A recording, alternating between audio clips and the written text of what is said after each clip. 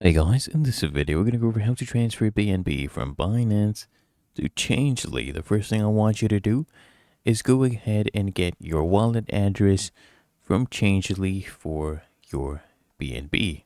Okay, and once you copy your wallet address, what I want you to do is just to go ahead and launch up your, Binance, and then I want you to go and scroll down, look for your BNB, or you can even just go right here to, the spot section, find your crypto, let's say BNB, and then you go ahead and withdraw it. So you go to the withdrawal section, you can go there, and then you click on the send via crypto network, tap on this, paste in your wallet address for Changelly, choose your correct network, okay, enter the amount of BNB, sending from the spot wallet, and then just go ahead and confirm the withdrawal. If you have it linked with the authenticator app, go ahead and paste in the code and you'll be done. Really that easy. If you found this helpful, make sure you smash the like button,